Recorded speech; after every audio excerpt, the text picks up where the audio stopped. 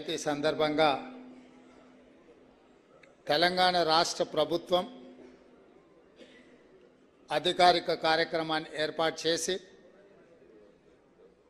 ఈ కార్యక్రమంలో ముఖ్య అతిథులుగా శాసన మండలి చైర్మన్ గుత్తా సుఖేందర్ రెడ్డి గారిని,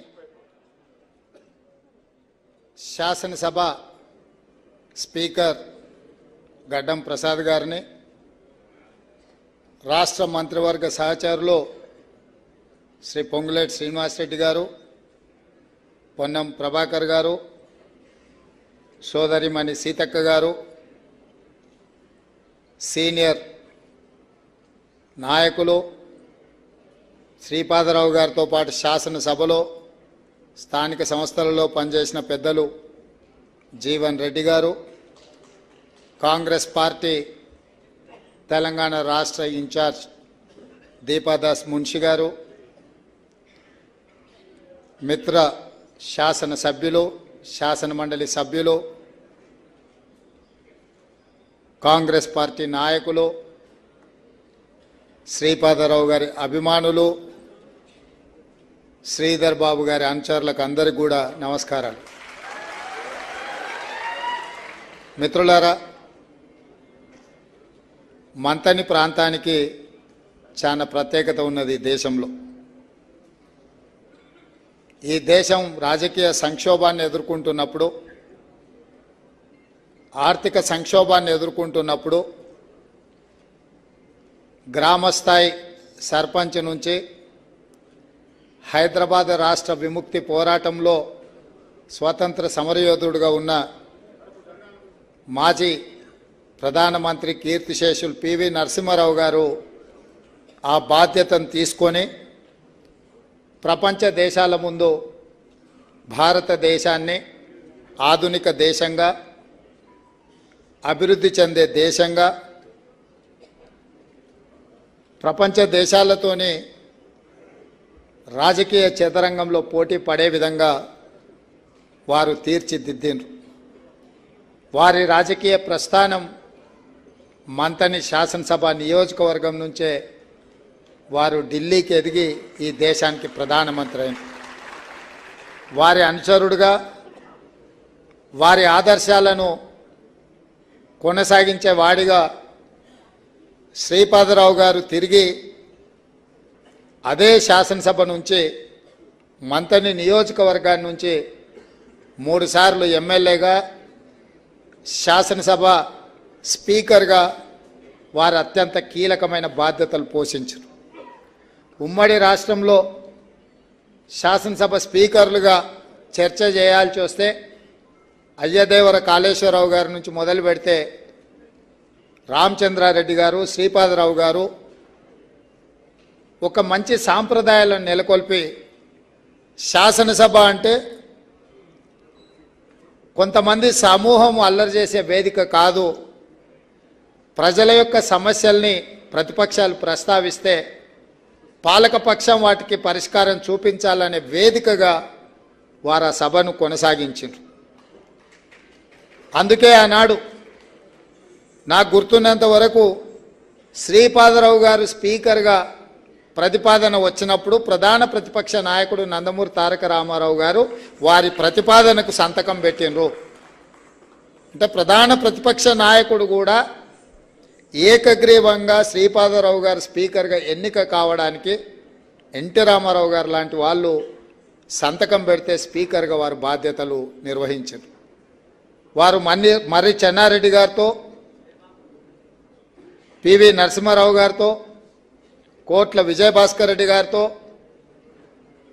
ఎన్టీ రామారావు గారితో, పెద్దలు వెంకటస్వామి గారితో, ఇలాంటి చాలామంది నాయకులతో కలిసి పనిచేసి ఆనాడు ఉమ్మడి రాష్ట్రం కావచ్చు, తెలంగాణ ప్రాంతం కావచ్చు, సమస్యల పరిష్కారంలో తనదైన పాత్రను శ్రీపాదరావు గారు పోషించారు. అందుకే ఈరోజు ఇన్ని సంవత్సరాల తర్వాత కూడా వారిని అభిమానించే వాళ్ళు, వారిని గుర్తు చేసుకునే వాళ్ళు, వారిని పివి నరసింహారావు గారిని గుర్తు చేసుకున్న తర్వాత వారిని కూడా గుర్తు చేసుకోవడం అంటే వారు నిర్వహించిన పాత్ర కీలకమైనది, బాధ్యతాయుతంగా వారు నిర్వహించారు.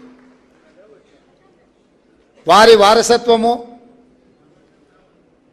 నేను అప్పుడప్పుడు కొన్నిసార్లు కొంతమంది మీద మేనేజ్మెంట్ కోటా అని అప్పుడప్పుడు చతుర ప్రదర్శిస్తుంటా. మొదటిసారి రావడానికి మాత్రమే అది పనిచేస్తుంది. శ్రీధర్ బాబు గారు కూడా అనుకోని పరిస్థితుల్లో శ్రీపాదరావు గారి పుత్రుడుగా మొదటిసారి శాసనసభకి ఎన్నికైనా తర్వాత మెరిట్ స్టూడెంట్గా తన మెరిట్ నిరూపించుకొని ఉమ్మడి రాష్ట్రంలో మంత్రిగా కీలక బాధ్యతలు నెరవేర్చిండు. ఈనాడు తెలంగాణ రాష్ట్రంలో మొదటిసారి ఏర్పడ్డ కాంగ్రెస్ ప్రభుత్వంలో అన్నీ తానే నడిపిస్తున్నాడు. మీకు అందరికీ తెలిసి ఇంతకుముందు మిత్రుడు శ్రీనివాసరెడ్డి గారు చెప్పకనే చాలా విషయాలు చెప్పిండు. ఇదే కాదు, సభలో మా స్పీకర్ గారు మేము కూడా ఎవరైనా అతిగా చేస్తే గొంతు నొక్కాలన్నా వారి అనుమతి ఉండాల్సిందే, వారి సైగలు ఉండాల్సిందే. అంటే ఈరోజు ఐటీ మినిస్టర్గా, ఇండస్ట్రీస్ మినిస్టర్గా, శాసనసభ వ్యవహారాల మంత్రిగా, అన్నిటికంటే ముఖ్యంగా నేను మొదటిసారి ముఖ్యమంత్రి అయిన గతంలో నాకు ఎలాంటి అనుభవం లేదు. మంత్రిగా కానీ ఇతర ప్రభుత్వాన్ని నడిపించిన పరిపాలనమైన అనుభవం లేదు. కానీ వారు ఎంబడి ఉండి వారి సలహాలు సూచనలు, వారి సూచన మేరకి రాష్ట్రాన్ని సంక్షేమం విషయంలో కానీ అభివృద్ధికి పెట్టుబడులు తీసుకురావడం విషయంలో కానీ వారి అనుభవాన్ని, అదేవిధంగా వారికి ఉన్న నైపుణ్యాన్ని రాష్ట్ర ప్రభుత్వం పూర్తి స్థాయిలో ఉపయోగించుకునే ప్రయత్నం చేస్తున్నాం. వారు ఈరోజు నిజంగా శ్రీపాదరావు గారు పైనుంచి చూస్తే శ్రీధర్ బాబు గారు ప్రయోజకుడైండు, ఇంకా ఈ తెలంగాణ రాష్ట్ర నిర్మాణంలో కీలక పాత్ర పోషించాలి అని తప్పకుండా వారిని ఆశీర్వదిస్తుంటాడు. ఈ సందర్భంగా నేను పదే పదే శ్రీధర్ బాబు గారు మాట్లాడిన తర్వాత నేను మాట్లాడడానికి ప్రయత్నం చేయను. వారి గొంతులో ఉన్న స్పష్టత ఇతరులకు లేదు. జయక్కని అడుగుతున్న, చిన్నప్పుడు ముద్దపప్పు పెట్టిందా, నెయ్యి పెట్టిందా? వారి భాష మీదనే కాదు, భావం మీద వారి గొంతులో స్పష్టత మనందరికి తెలుసు.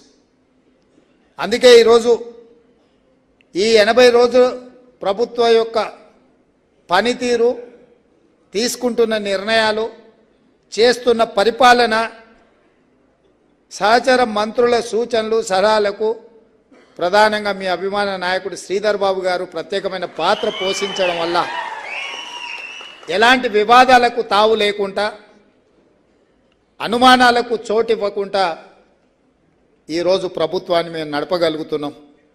శాసనసభలో కూడా మీరు చర్చలు చూసిండ్రు.